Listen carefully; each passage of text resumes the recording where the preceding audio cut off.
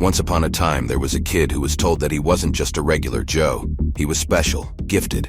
Even then, he had some unseen company dropping by at bedtime. Spirits or folks sharing their tales of passing from this world. When the kid spilled the beans to his parents, the parents saw it as a gift. The kid, on the other hand, was super stoked to swap middle school for high school, thinking life was about to roll out a grand red carpet. But hold your horses, because right in the midst of Biology 101 on that first day of high school, the principal swooped the kid out like a hawk grabbing a mouse, only to tell him that his folks hadn't paid their school fees. That turned the tides. The kid went from admired to bullied, from hero to zero, as kids who once looked up to him started making him the punchline. The kid fought back, literally giving them a taste of their own medicine in public. It was his small victory in a life of curveballs. Oh boy, the curveballs kept coming. Every expectation the kid had shattered, every excitement crushed. College? No, because finances again took a nosedive. Questions about life and existence started to stack up like unread messages. The kid decided to master the rules of life, the rules of the street, even the complexities of game theory and chaos theory, all to make sure he played life's game right.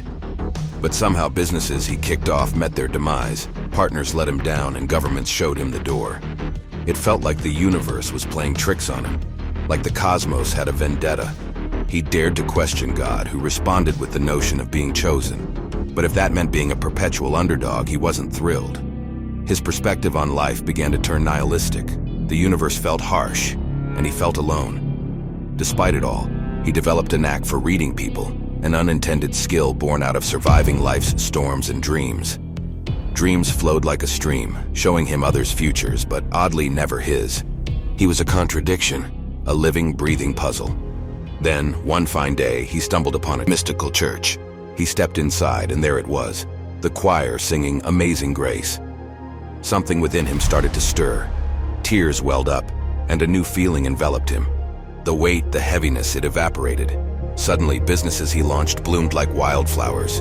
It felt like God finally gave him a nod of approval for all the battles he'd endured. He believed he had earned a seat at his right hand. A following gathered around him, drawn by his prophetic dreams and experiences. This mystical church recognized his prowess and granted him leadership. They called him an elder, pastor, teacher, apostle even. He rose up the corporate ladder. His follower count increased rapidly. He received promotion after promotion. Making money became second nature to him. Many came to him for advice, for guidance. He urged them to share the burden, to walk the path of suffering, to become powerful like him. He wove stories of pain and struggle, pitching it as a path to the kingdom. Yet the followers could never and would never quite measure up to his level of suffering. And he, well, made sure to remind them of that time and time again. In this arena, he became the mighty man of God, donning the role and finally basking in his victory. Before long, he started avoiding any kind of feedback. The inner critic that used to be loud became hushed. He gathered around himself people who always said, yes. I mean, he understood the reason he made it big, right? He worked his tail off, carried his own weight, and now he figured God was nodding in approval. So naturally, it was his way or no way. Obviously, his wife should really start paying more attention to his opinion over hers. And obviously, his employees should totally grasp the amazing privilege of working under someone as remarkable as him and be more than willing to go the extra mile. And naturally, his clients ought to treat his every word like it was gospel truth. And of course, the number of followers he had justified every single move he pulled. And naturally, he could even betray his earliest investor and mentor, because hey, that's just how life had treated him, right? Sadly, this dude got gobbled up by the world yet again, because that darn pendulum, yep, it swung right back. He found himself wondering about the whole point of life once more, trudging through the rain every night after one too many drinks. Here's the scoop on this dude who basically skipped the whole erogation thing in life. It's a bummer, but honestly, this kind of story is way too common in our world. These types have been causing chaos left and right, not just in churches but all over the place. And you know what? If this guy had been born somewhere less Western, I bet his tale would have unfolded pretty similarly. So he might have been a real leadership material, like according to all those studies, but being a servant leader, nope, not his gig. And why?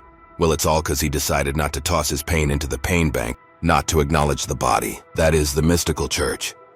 He chose not to discern the body like in 1 Corinthians 11:29, or he who eats and drinks in an unworthy manner eats and drinks judgment to himself, not discerning the Lord's body. He chose not to acknowledge the life work of those who came before him. See, the church is a bit like the internet. It links us up to all those folks from way back, right up to Jesus himself. It hooks us up to the payoff from all their sweat and struggle. Peter, John, James, Paul, all that hard graft they did, it's all up for grabs for us. Our forebears' life work, that's in the mix too. The mystical church, it's like a big old machine of sharing and giving. A bank designed to turn their pain, the pain they stashed away, into your gain. Sure, our friend mentioned above might have stepped into the church, attended its gatherings, and been counted among the congregation. But did he truly acknowledge the inheritance carried by the saints, the legacy of those who had journeyed before him, bearing their burdens and pains? No, he remained wounded. Resentment clung to him like a shadow. He craved the title of a lone wolf, a solitary force. So within him, his pain simmered and festered, a quiet turmoil beneath the surface from the very first taste of childhood letdowns to that final bankruptcy. All that pain, that potent energy, it didn't just vanish after a good cry or a venting session. Nope, it found a home right in his reserves, his personal pain vault. And believe me, this pain vault isn't just a memory bank. It's like a ledger, a mystical blockchain of sorts. And where's it stored, you ask? Bingo, it's in the good old blood. Hold on to your hats because we've got some epigenetics in the mix now. Wrap your head around this. Genes, those things that make you who you are, they're not set in stone. Nope, they can switch up during your life's journey and even pass on their changes to your offspring. This means your blood, sweet friend, isn't just carrying your personal load of letdowns, pain, and unfairness. Oh no, it's also a package deal, with the ancestral struggles in the mix. Talk about history being alive and kicking, right? But here's where things get mystical. Step into the realm of the supernatural, where blood rules. You're in a perpetual transaction mode with this blood, and guess what? Blood's got a frequency, a vibe, if you will. Remember Genesis 4:10? Abel's blood, it cried out. That's right, blood talks. So when Abel's blood spoke up, Cain got the boot. Now picture this. Those ancient records of your forebears' not-so-shiny deeds, stored in your very veins, act like a neon sign for the higher-ups, the principalities. And that's why life's thrown curveballs your way, a little ancestral history shouting out loud. But here's where the mystical church steps in, with its erogation model. The mystical church isn't just another club. Oh no, it's more like a cosmic bank. When folks join the club, they deposit their personal pain and their gains, creating an account that others can tap into if they choose to see the connection. If they discern the body. Remember that communion night with Jesus? His body was broken for us. And who is his body? You got it right, it's us. So when someone new shows up at church, they're getting grafted into a body, like undergoing surgery. This way, they don't have to hunt for informational, functional, spiritual, and emotional support all on their own. They can lean on the body for that. Apostles, prophets, elders, evangelists, pastors, teachers. They all take that load of hurt, pain, and disappointment the newcomer brings and share the weight, like bricks on a wall, each shouldering a small part of a big battering. All those patterns of the ancestors, the good ones, can now be his or hers. Every reward due to come to the saints of old can be his, if he or she chooses to acknowledge the body. Just like Ephesians 1:18 nudges at the eyes of their understanding being enlightened, that they may know what is the hope of his calling, what are the riches of the glory of his inheritance in the saints. And here's where the magic truly happens. Once people's inner light switches on, illuminating the riches waiting in the saints' inheritance, guess what? They're eligible for a little overdraft from the centuries-old stash, starting from the big man himself, Jesus. You know what that means? Lighter days, happier vibes. Then come the 12 apostles, right? Remember that time when James and John's mom put in the request for her boys to sit next to Jesus' VIP spot? And Jesus goes, "You have no idea what you're asking. Can you handle the cup I'm about to drink from? Can you take on the baptism I'm about to go through?" And they're all, absolutely, count us in. Well, here's how that turned out. Moving forward, the 12 apostles and the apostle Paul laid their lives down, becoming the pillars of this erogation machine. A foundation built on sacrifice and unwavering commitment. And the beauty of it all is that we no longer need to tread the paths they walked. Their agonies and trials, endured and overcome, are no longer our portion, thanks to them. Then emerged the subsequent waves of church fathers, each facing immense persecution. Imagine, burned at the stake, torn apart by lions, met with execution by gunshot. The chapters of history tell tales of Nero's relentless persecution, the harsh reigns of Domitian, Trajan, Dacian, Valerian, and Diocletian, and many more. The Spanish Inquisition, Japanese persecution, Boxer Rebellion, Armenian genocide, Soviet Union, Middle East and North Africa. Even during the Protestant Reformation, the massacres of the French Huguenots in 1572 left an indelible mark. Their pain became our New Testament glory. It's like they were constructing this bank using living stones, depositing their lives into the accounts, not with resentment but with a smile, knowing their rewards stored up in the saints. They were eyeing a brighter life for ourselves down the road. But what's communion? It's like Jesus introduced it at the Last Supper. He passed around the bread and wine, saying, "Here's my body. This cup seals the deal with my blood." Luke 22:19-20. In Mark 10:38-39, Jesus kinda hinted at the bumpy ride his crew would have for their faith. Taking a sip from that cup showed they were all in ready to handle the tough stuff for his sake. The apostles were destined to really gulp down from that cup. They had to chug deep.